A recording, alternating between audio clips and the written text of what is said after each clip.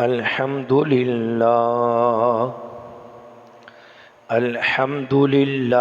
رب العالمین والصلاة والسلام علی خاتم النبیین اما بعد فاعوذ باللہ من الشیطان الرجیم بسم اللہ الرحمن الرحیم۔ پڑھیے الصلاۃ والسلام علیک یا رسول اللہ وعلی آلک واصحابک یا حبیب اللہ۔ الصلاۃ والسلام علیک یا نبی اللہ وعلی آلک واصحابک یا نور اللہ۔ نویت سنت الاعتکاف۔ اللہ پاک کے سب سے آخری نبی رسول ہاشمی صلی اللہ علیہ وسلم کا فرمان عالی شان ہے، انکم تعرضون علی باسمائکم وسیمائکم فاحسنوا الصلاۃ علی۔ بے شک تمہارے نام مع شناخت مجھ پر پیش کیے جاتے ہیں، لہذا مجھ پر احسن یعنی بہترین الفاظ میں شوق اور محبت کے ساتھ درود پاک پڑھو، جا کے وہاں پیش ہوگا نام با نام جس قدر جس کا ہو درود شریف۔ قال اللہ تبارک و تعالی فی القرآن الکریم من کان یرید العزۃ فللہ العزۃ جمیعا صدق اللہ العظیم۔ پارہ نمبر 22 سورہ فاطر آیت نمبر 10 میں اللہ پاک ارشاد فرماتا ہے، جو عزت کا طلبگار ہو تو ساری عزت اللہ ہی کے پاس ہے۔ پیارے اور محترم اسلامی بھائیوں، عزت ہمارے معاشرتی رویوں کی ایک اہم ترین یا شاید میں کہہ سکتا ہوں کہ اولین بنیاد ہے۔ ہم اپنی زندگی کے اکثر فیصلے عزت کی بنا پر کرتے ہیں۔ شادی بیاہ کے موقع پر لوگ صرف ناک بچانے کے لیے، عزت محفوظ کر لینے کے لیے لاکھوں روپے کا قرض چڑھا لیتے ہیں۔ اب تو گھر میں جنازہ ہو جائے اس وقت بھی اہل خانہ کو سوچ سمجھ کر معاملات کرنے پڑتے ہیں کہ کہیں عزت پر حرف نہ آ جائے۔ کپڑوں کی خریداری ہو، جوتوں کا انتخاب کرنا ہو، گھر کا نقشہ بنانا ہو، گاڑی خریدنی ہو، گھر میں چھوٹا موٹا فنکشن کرنا ہو یا کوئی بڑی تقریب کرنی ہو، الغرض ہماری بہت ساری ایسی چیزیں، ہمارے بہت سارے ایسے معاملات، ان کا فیصلہ اس بنیاد پر ہوتا ہے کہ لوگ کیا کہیں گے۔ عزت کی بنیاد پر ہم بہت سارے کام کرتے ہیں کہ لوگ کیا کہیں گے۔ ہمارے بعض لوگ تو سوشل انیزیٹی یعنی لوگوں کے سامنے عزت خراب ہونے کا خوف بھی رکھتے ہیں، ان کے آنے پر کھڑے ہو کر سلام کرتے ہیں کہ یہ ناراض ہو جاتا ہے، یہ ناراض نہ ہو جائے۔ فنکشن وغیرہ ہو، بھرپور اہتمام کے ساتھ دعوت نہ دی جائے تو لوگ ناراض ہو جاتے ہیں، اچھی کرسی پر نہ بٹھایا جائے تو بھی لوگ ناراض ہو جاتے ہیں، اچھی جگہ فراہم نہ کی جائے تو بھی لوگ ناراض ہو جاتے ہیں، گھر آنے پر اچھا کھانا، اچھی مہمان نوازی نہ ہو پائے تو لوگ ناراض ہو جاتے ہیں، نام کے ساتھ 4 القاب نہ لگائیں تو برا مان جاتے ہیں لوگ۔ غرض فیملی میں کتنے ایسے ہوتے ہیں جن کی عزت افزائی کا اچھا خاصا خیال رکھنا پڑتا ہے۔ بعض دفعہ کوئی تقریب وغیرہ ہو تو بندے اس کو خراب بھی کر دیتے ہیں، مشکل بنا دیتے ہیں۔ سب مہمان ایک طرف اور 1 2 4 جو ہوتے ہیں جن کو عزت کا مسئلہ بنا ہوتا ہے، ان کے لیے ہمیں بہت ساری مصروفیت چھوڑ کے ان کا پروٹوکول دینا پڑتا ہے، دھیان رکھنا پڑتا ہے، ورنہ ساری تقریب خراب کر دیں گے کیونکہ ناراض ہو کے چلے جائیں گے۔ خیر، اپنی عزت نفس کی ہمیں حفاظت بھی کرنی چاہیے۔ اس کا یہ مطلب نہیں کہ اپنی عزت نفس کی حفاظت نہیں کرنی۔ پھر عزت کمانے کے لیے ہم بعض دفعہ پوری زندگی لگا دیتے۔ عزت اصل میں ملتی کہاں سے ہے، کیسے ملتی ہے، یہ آج کا ہمارا موضوع ہے کہ عزت کیسے ملتی ہے، عزت کہاں سے ملتی ہے۔ آج انشاءاللہ الکریم اس بات کو سمجھنے کی کوشش کرتے ہیں۔ آیت کریمہ کا ایک حصہ ہم نے سنا، اللہ پاک نے فرمایا من کان یرید العزت، فرمایا جو عزت کا طلبگار ہو، یعنی جو عزت کا طلبگار ہے، چاہیے وہ عزت دنیا کی ہو یا آخرت کی عزت ہو۔ اچھا لباس پہن لینے سے کیا مل جائے گی؟ اچھی گاڑی خریدنے سے عزت مل جائے گی؟ اچھا گھر بنانے سے ملے گی؟ مال و دولت سے ملے گی؟ مقام و مرتبے سے ملے گی؟ عہدے اور منصب سے ملے گی؟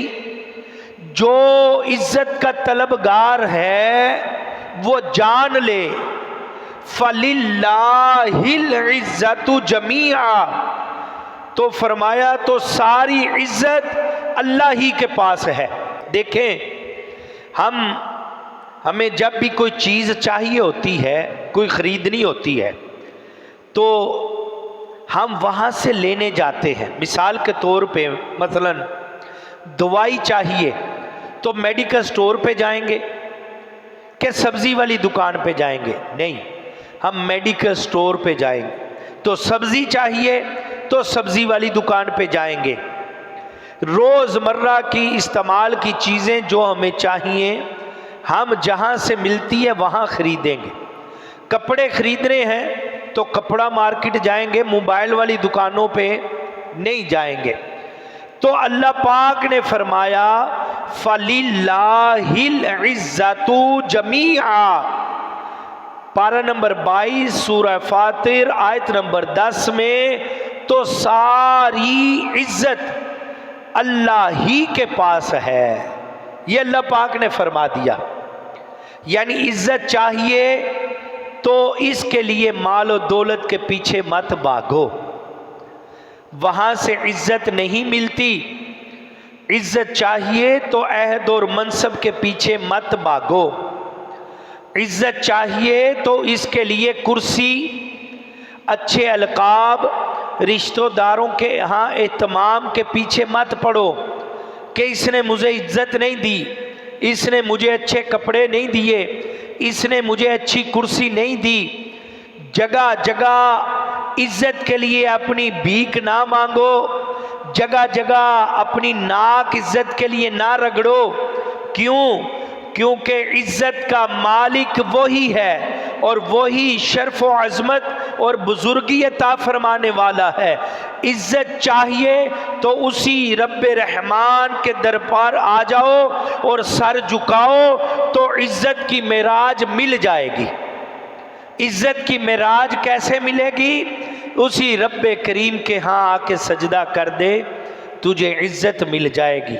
جگہ جگہ پہ لڑتے پھرنا، تو نے مجھے عزت سے سلام نہیں کی، میں آیا تو تو نے عزت نہیں کی، میں آیا تو آپ لوگوں نے کرسی نہیں دی، اور عزت کے لیے بھیک نہ مانگو۔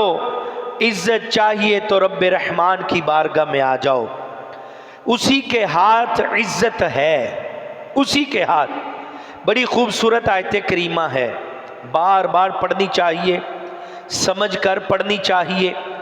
غیر مسلم جو تھے نا، وہ اپنے مال و دولت، تاج و تخت، حکومت پر بھروسہ کرتے تھے۔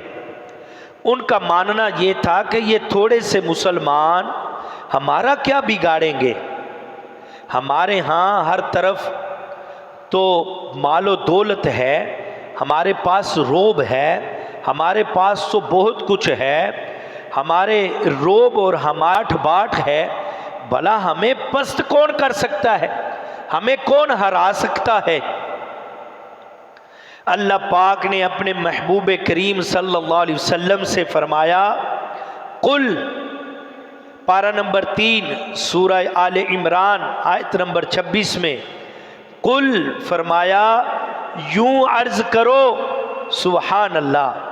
اپنی تعریف اللہ پاک نے اپنے محبوب صلی اللہ علیہ وسلم کی زبان سے سننا چاہی، اور اپنی تعریف اللہ پاک نے اپنے محبوب کریم سے کروائی۔ مولانا حسن رضا خان رحمت اللہ علیہ لکھتے ہیں، قل کہہ کر اپنی بات بھی لب سے تیرے سنی، قل کہہ کر اپنی بات بھی لب سے تیرے سنی، اللہ کو ہے اتنی تیری گفتگو پسند۔ پیارے اور محترم اسلامی بھائیوں، فرمایا اے محبوب صلی اللہ علیہ وسلم آپ کہیں، اللہم مالک الملک تؤتی الملک من تشاء وتنزع الملک ممن تشاء۔ فرمایا اے اللہ ملک کے مالک، تو جسے چاہتا ہے سلطنت عطا فرماتا ہے، اور جسے چاہتا ہے اس سے چھین لیتا ہے۔ یہ اللہ پاک نے کہا محبوب آپ فرمائیں، سلطنت ہو یا حکومت، تاج و تخت ہو یا بڑی عہدیداری، سب کا مالک، بلکہ دنیا کے ذرے ذرے کا مالک اللہ پاک ہے۔ کتنی بڑی بات ہے، یہ بڑی بڑی سلطنتیں جو گزر چکی ہیں، کیسے کیسے مضبوط نظام تھے، کیسی کیسی ان کی حکومتیں تھیں، کوئی سوچ بھی نہیں سکتا تھا کہ یہ سلطنت بھی کبھی ختم ہو سکتی ہے۔ عزت و سلطنت کا مالک اللہ پاک ہے۔ جب اللہ پاک نے چاہا وہ سلطنتیں تباہ و برباد ہو گئیں، فنا ہو گئیں اور موت کے گھاٹ اتر گئیں، ختم ہو گئیں۔ اللہ نے چاہا تو سلطنتیں بڑی بڑی ٹوٹ گئیں۔ پیارے اور محترم اسلامی بھائیوں، ایک واقعہ کتابوں میں لکھا ہے، ایک بادشاہ تھا، بڑی عزت رکھتا تھا، بڑی سلطنت تھی، نوکر چاکر فوج خزانے سب کچھ تھا۔ اتفاق ایسا ہوا کہ ایک بادشاہ کے محل کے سامنے ہی ایک بڑھیا تھی، اس کی جھونپڑی تھی، محل کے قریب کہیں جھونپڑی تھی، بڑھیا تھی، اکیلی تھی۔ وہ جگہ اس بڑھیا کی ملکیت تھی۔ ظاہر ہے عالی شان محل کے قریب وہ جھونپڑی بری لگتی تھی، وہ جھونپڑی اچھی نہیں لگتی تھی، بادشاہ کو بھی تکلیف ہوتی تھی۔ اب محل کی شان و شوکت ایک طرف اور ایک جھونپڑی قریب ہی پڑی ہو تو عجیب لگتی ہے۔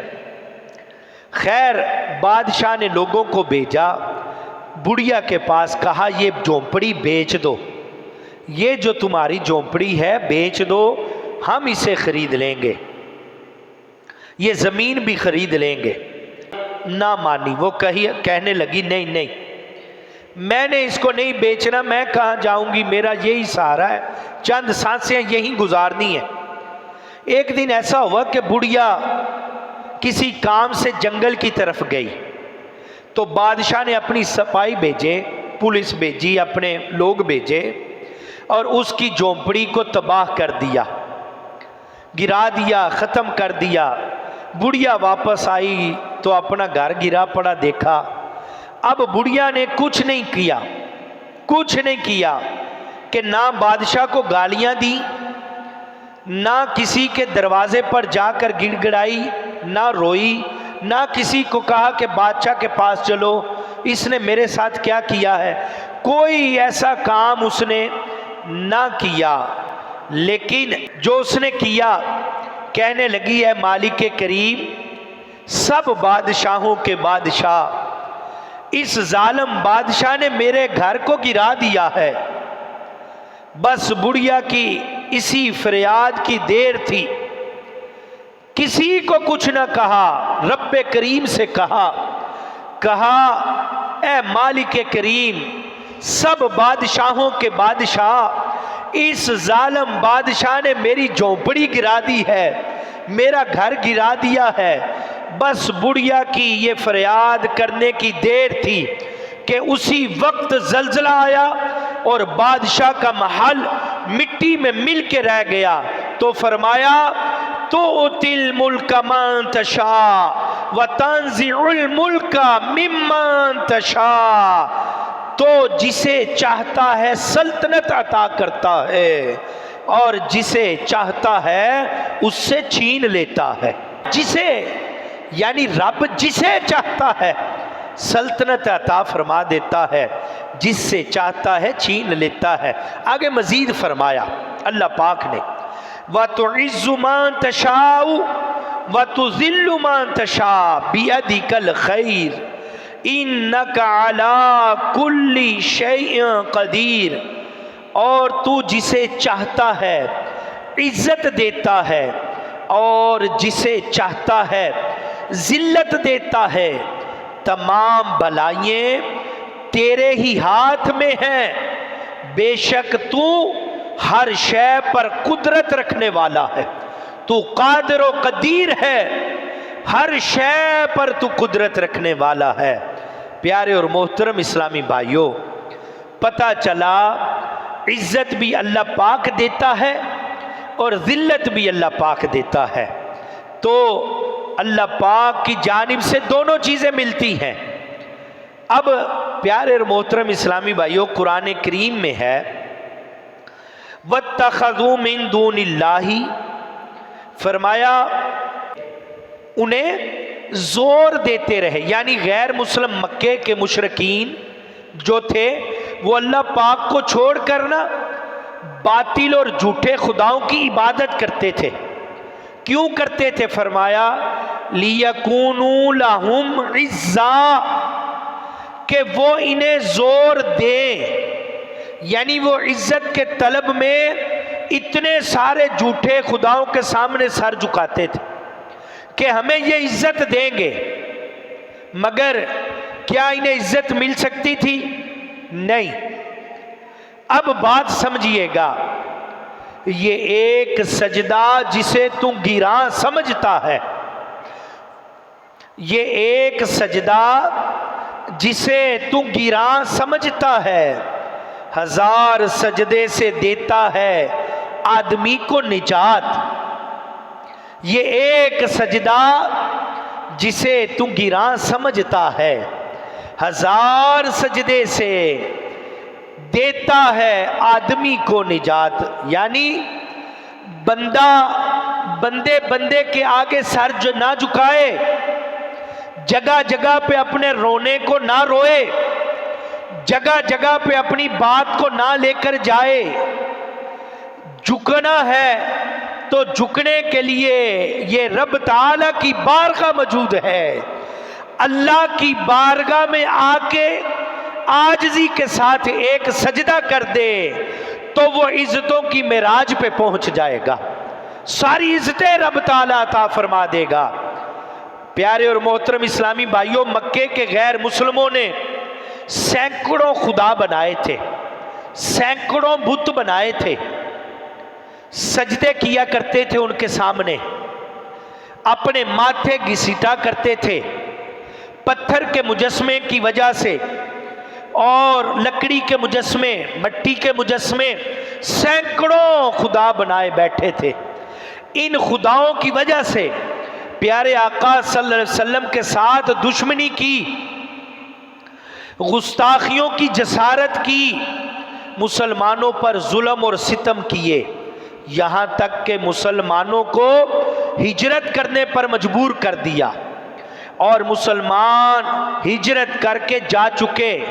آخر کیا ہوا؟ عزت ملی؟ نہیں ملی.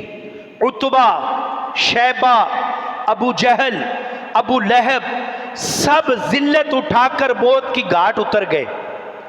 وہی دوم ان کی ہے، ماشاءاللہ.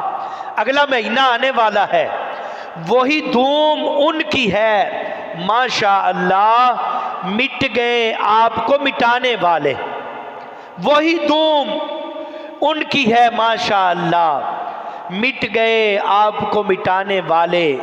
آپ کو ابو لہب کا عبرتناک انجام نہ بتاؤں؟ کتابوں میں لکھا ہے کہ ابو لہب جو پیارے آقا صلی اللہ علیہ وسلم کی گستاخیاں کیا کرتا تھا، جس میں پاک پر پتھر برسایا کرتا تھا، بہت بری بیماری لگی. کیسی بیماری لگی؟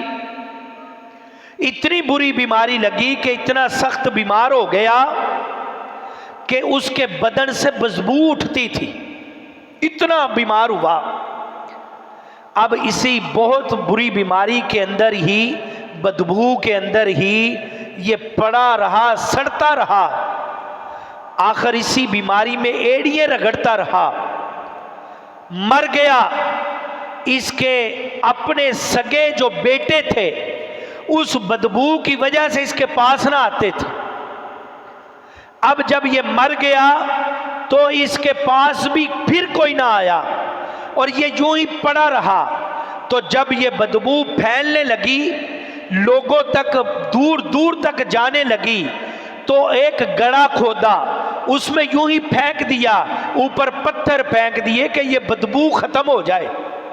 یہ انجام ہوا ابو لہب کا.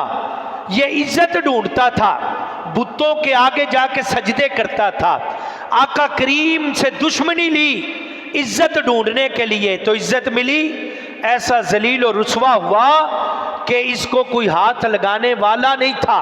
اس کے بیٹے اس کے پاس نہ آتے تھے، اتنی بدبو آتی تھی. پیارے اور محترم اسلامی بھائیوں، عزت اللہ پاک دیتا ہے، عزت اللہ پاک دیتا ہے. اللہ پاک نے فرمایا وَلَا يَحْزُنْكَ قَوْلُهُمْ إِنَّ الْعِزَّةَ لِلَّهِ جَمِيعًا. فرمایا اور تم ان کی باتوں کا غم نہ کرو، بے شک تمام عزتوں کا مالک اللہ ہے، تمام عزتوں کا مالک اللہ ہے.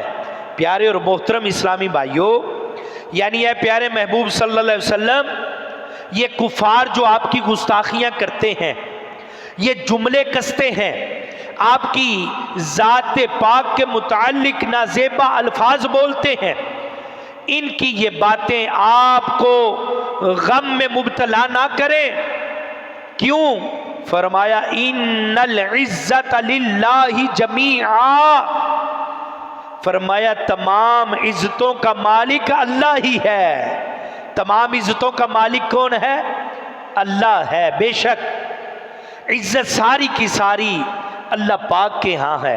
یہ کفار ذلیل و خوار ہو جائیں گے، آپ کی عزتوں پر اور آپ کی بلندیوں پر ایک بھی حرف نہیں آ سکتا.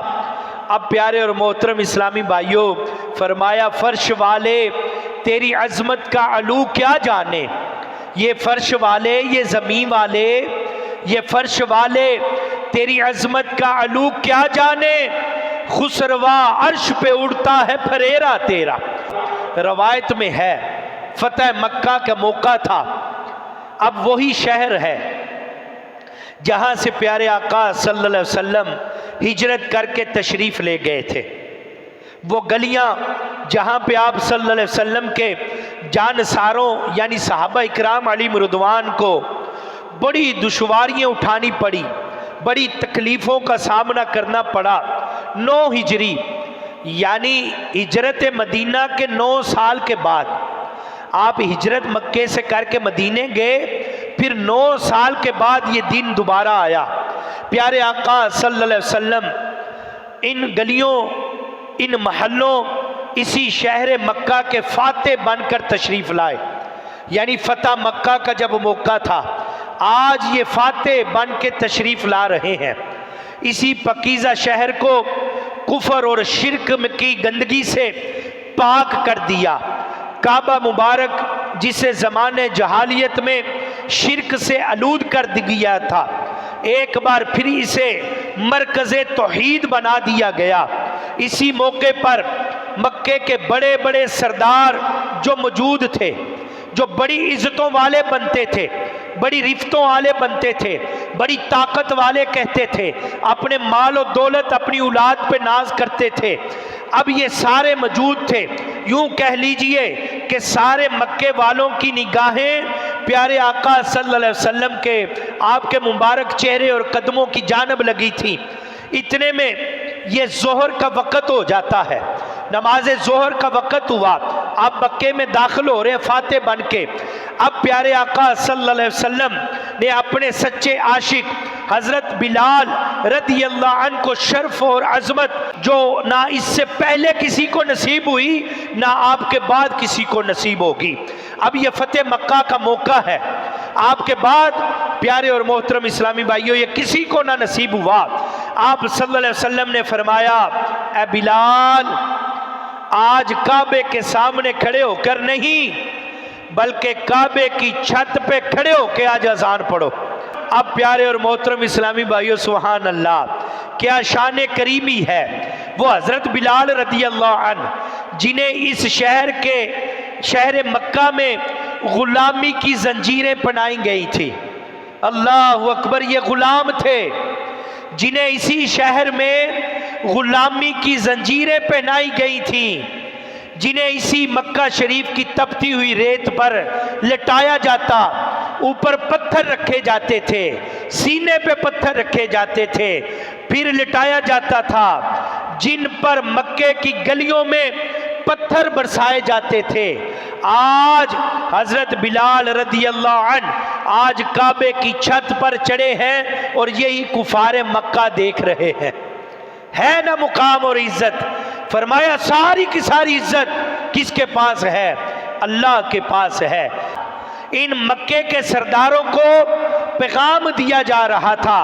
پیغام کیا تھا کہ غیر مسلموں دیکھو کہ جو عزت اللہ پاک دیتا ہے، یہ غلام ہو یا آزاد، یہ حبشی ہو یا رومی، یہ فرق کوئی نہیں پڑتا کہ کون تھا، جسے اللہ عزت دیتا ہے۔ ہم سبھی حضرت آدم اور حوا علیہ السلام کی اولاد میں سے ہیں۔ عزتوں کا معیار رنگ و نسل سے نہیں دیکھا جائے گا، عزتوں کا معیار مال و دولت سے نہیں دیکھا جائے گا، عزتوں کا معیار حسب نسب سے نہیں دیکھا جائے گا۔ جو اللہ پاک کی بارگاہ کا مقبول ہو جائے، جو دامن مصطفیٰ کو تھام لے، عزت کا معیار یہ ہے کہ رب کی بارگاہ میں آ گیا ہے۔ عزت کا معیار مال و دولت نہیں ہے، کپڑا گاڑی گھر مکان نہیں ہے، عزت کا معیار ہے اللہ کی بارگاہ اور دامن مصطفیٰ کو تھامنا۔ پیارے اور محترم اسلامی بھائیوں، دامن مصطفیٰ سے جو لپٹا یگانہ ہو گیا، دامن مصطفیٰ سے جو لپٹا یگانہ ہو گیا، جس کے حضور ہو گئے اس کا زمانہ ہو گیا۔ جس کے حضور ہو گئے اس کا زمانہ ہو گیا۔ پیارے اور محترم اسلامی بھائیو، خیر حضرت بلال رضی اللہ عنہ کعبے کی چھت پر چڑھے، اذان شروع کر دی۔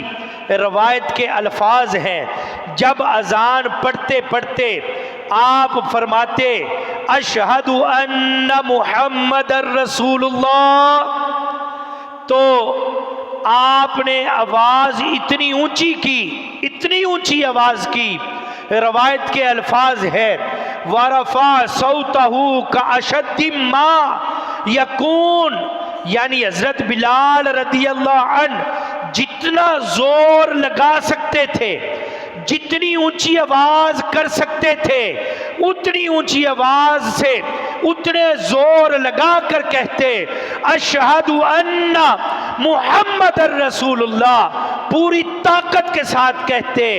ابو جہل کی بیٹی حضرت جویریہ رضی اللہ عنہا، جنہوں نے بعد میں اسلام قبول کیا تھا، ابھی فتح مکہ کے موقع پر اسلام قبول نہیں کیا، تو آپ نے جب یہ دیکھا نام پاک کعبے کی چھت سے پوری طاقت کے ساتھ لیا جا رہا ہے اور پورے مکے میں گونج رہا ہے، تو یہ کہنے لگی لعمری رفع لک ذکرک، میری جان کی قسم اے محمد صلی اللہ علیہ وسلم، آپ کا ذکر آپ کے لیے بلند کر دیا گیا ہے۔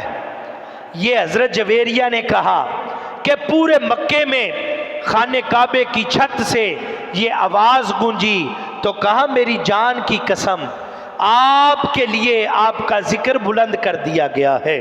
پیارے اور محترم اسلامی بھائیوں، عقل ہوتی تو خدا سے نہ لڑائی لیتے، عقل ہوتی تو خدا سے نہ لڑائی لیتے، یہ گٹائیں اسے منظور بڑھانا تیرا، اسے منظور بڑھانا تیرا، یہ ہے عزتوں کا معیار۔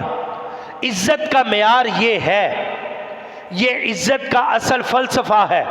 عزت اس کو کہتے ہیں، عزت کا مالک اللہ پاک ہے، جسے چاہتا ہے اسے عزت عطا فرماتا ہے۔ اللہ پاک کی جناب سے ہی عزت ملتی ہے، کوئی اور در نہیں ہے جہاں سے عزت ملتی ہے۔ اب ایک وضاحت سنیے،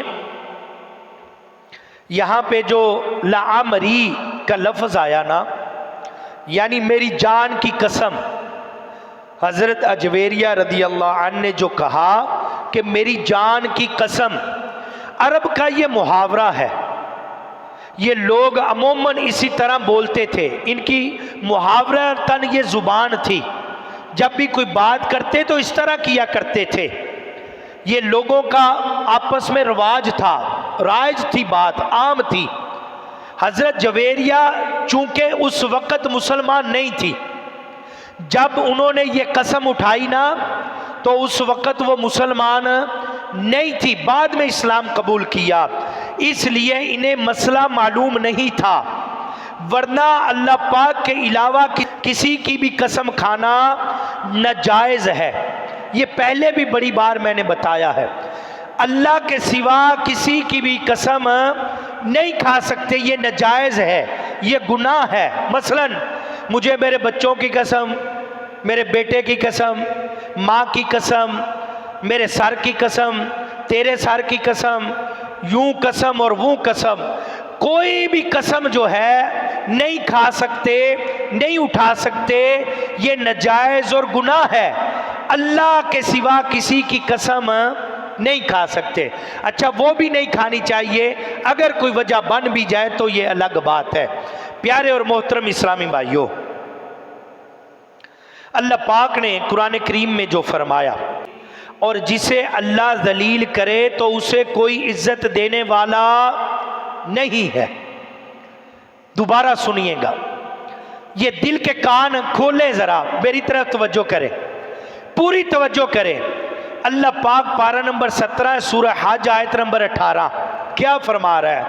فرمایا اور جسے اللہ ذلیل کرے تو اسے کوئی عزت دینے والا، اسے کوئی عزت دینے والا نہیں ہے۔ پیارے اور محترم اسلامی بھائیوں، تفسیر صراط الجنان میں اس آیت کریمہ کے تحت لکھا ہے کہ معلوم ہوا کہ عزت اور ناموری کسی قوم یا فرد کی ملکیت نہیں ہے، کہ کسی بندے کی بھائی اجارہ دری اس پہ نہیں ہے۔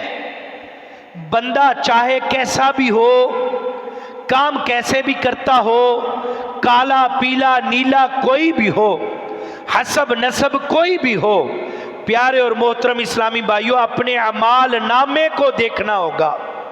اگر اعمال نامہ گناہوں سے بھرا ہے تو اللہ کی نافرمانیوں سے اعمال نامہ بھرا ہے، تو اب اس کو ذلت ملے گی، عزت نہیں ملے گی۔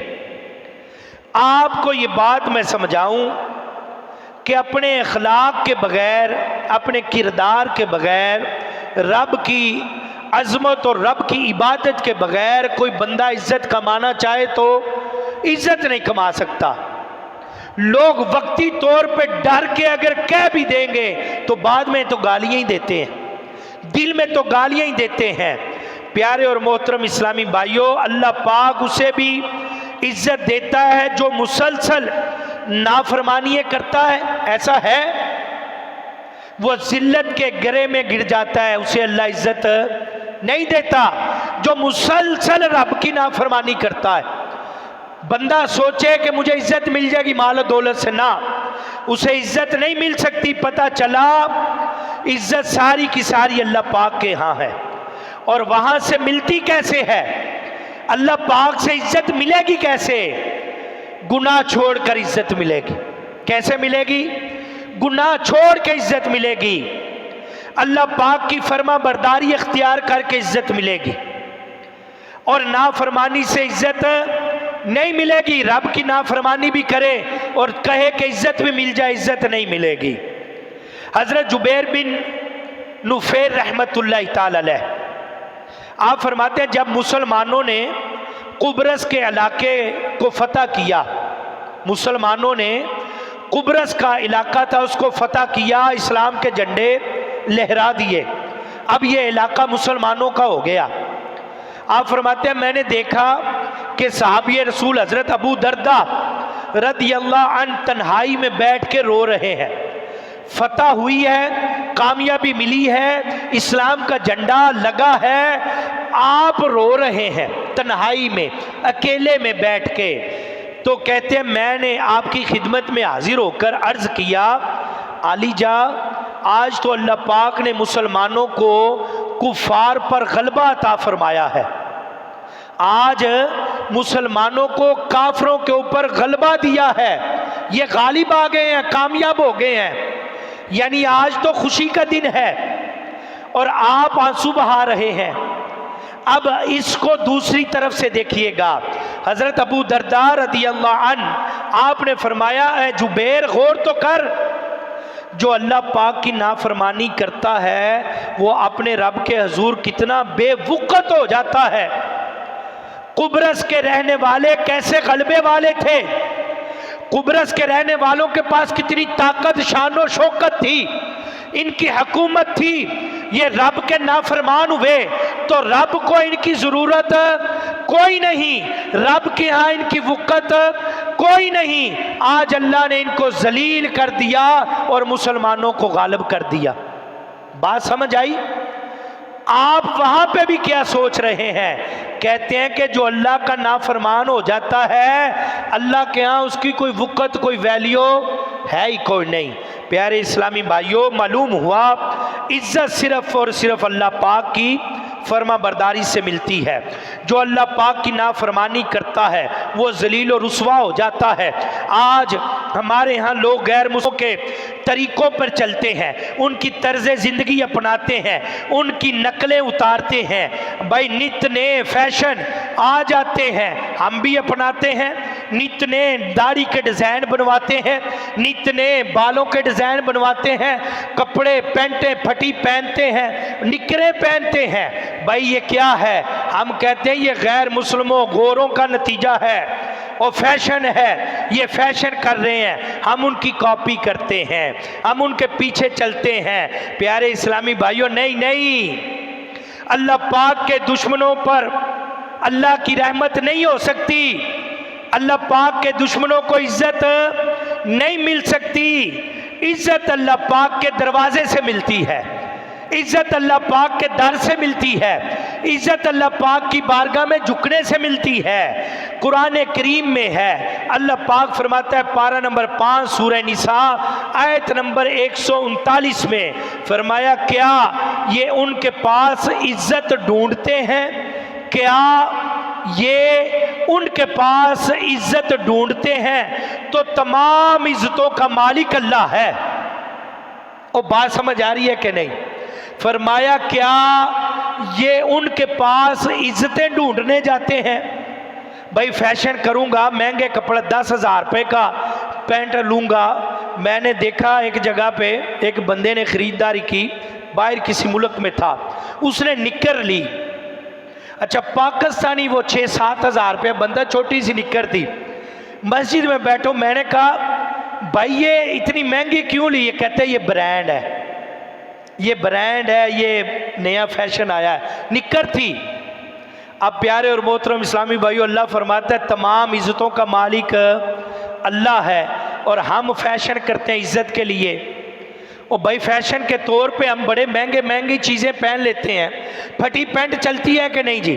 बड़ी महंगी मिलती है, फटी होती है, फैशन है। किसका फैशन है? हम पहनते हैं, हमारे बच्चे पहनते हैं, तो हम किस लिए पहनते हैं? इज्जत मिलेगी।